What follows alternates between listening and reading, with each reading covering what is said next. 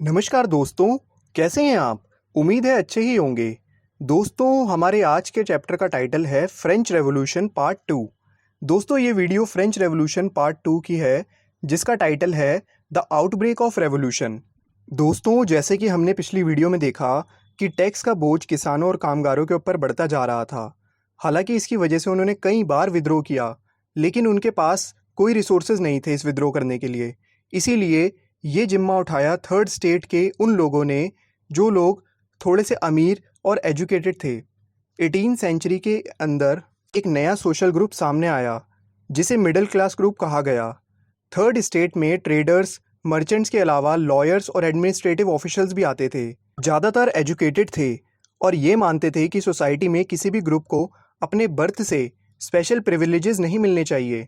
Social order के अंदर हर इंसान की पोजीशन उसके बर्थ से नहीं बल्कि उसकी एबिलिटी से मापी जानी चाहिए। उस समय के बड़े फिलोसफर्स जैसे John Locke and Jean Rousseau ने फ्रीडम और इक्वालिटी को अपनी book two treatises of government में सामने रखा। उन्होंने इस बुक में मोनार्क सिस्टम को ख़त्म करने और डेमोक्रेटिक गवर्नमेंट को लाने के लिए प्रस्ताव रखा। इसके अलावा एक फिलोसफर मॉन्टेस्क्यू ने अपनी book the spirit of laws में पावर को 3 organs legislative, executive and judiciary में डिवाइड करने के लिए भी सजेस्ट किया। दोस्तों, इस तरीके की पावर डिवीज़न आज हमारे देश में है और वर्ल्ड के ज़्यादातर देशों में भी है।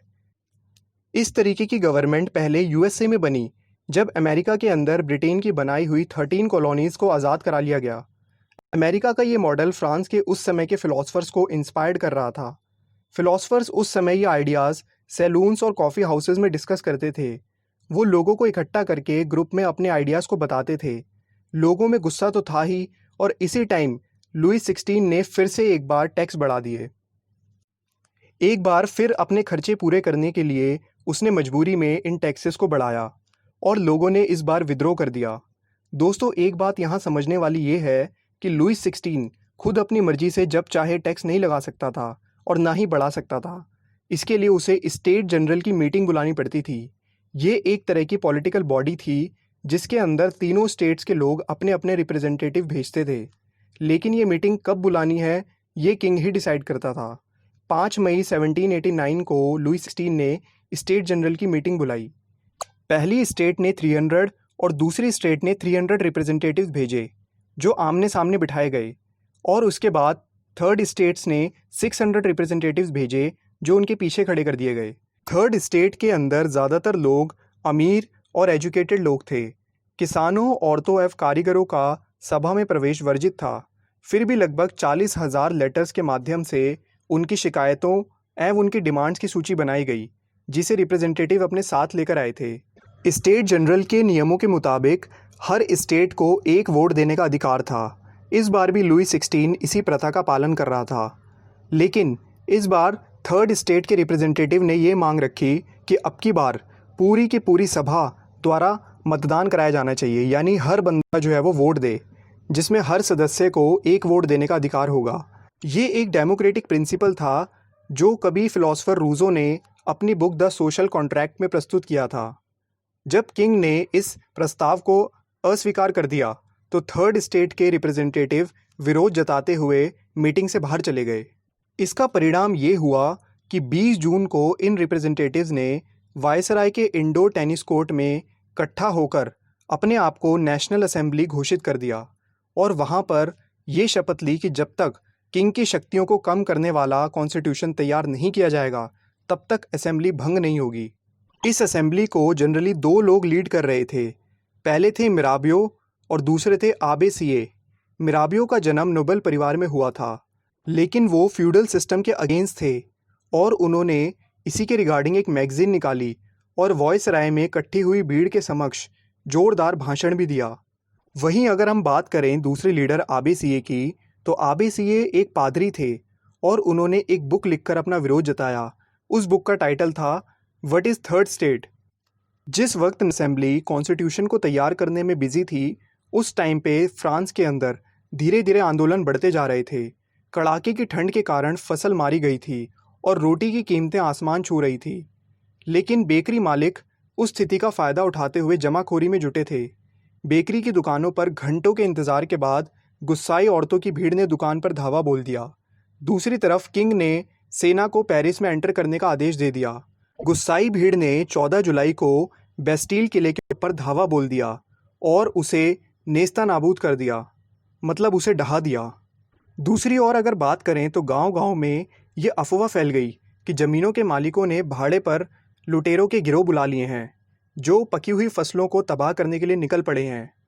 कई गांव के अंदर इस डर के कारण बहुत सारे किसानों ने गांव में बने हुए किलों के ऊपर आक्रमण कर दिए और वहां के अन्न भंडारों को लूट लिया गया और लगान संबंधी सारे डॉक्यूमेंट्स को जलाकर राख कर दिया गया।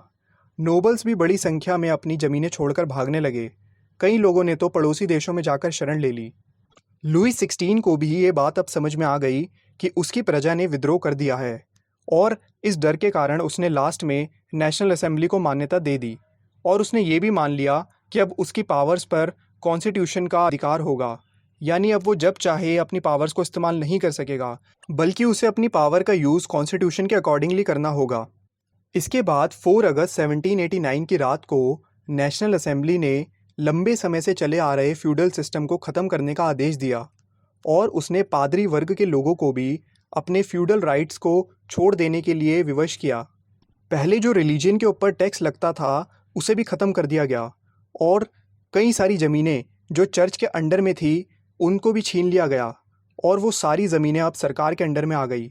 इस हिसाब से कम 20 अरब लिवरे की संपत्ति पूरी सरकार के हाथ में आ गई।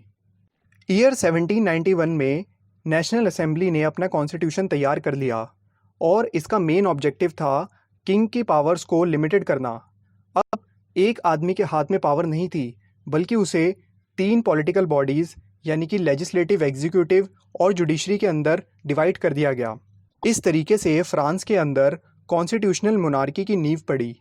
दोस्तों, ईयर 1791 के अंदर कॉन्स्टिट्यूशन ने कानून बनाने का सीधा अधिकार नेशनल असेंबली को सौंप दिया। नेशनल असेंबली के अंदर आने वाले लोग डायरेक्ट इलेक्शन से नहीं आते थे, बल्कि इनडायरेक्टली इलेक्टेड होकर आते थे। होता ये था कि सिटीजन्स पहले इलेक्टर्स का एक ग्रुप चुनते थे और ये इलेक्टर्स बाद में असेंबली के लिए रिप्रेजेंटेटिव्स को चुनते थे।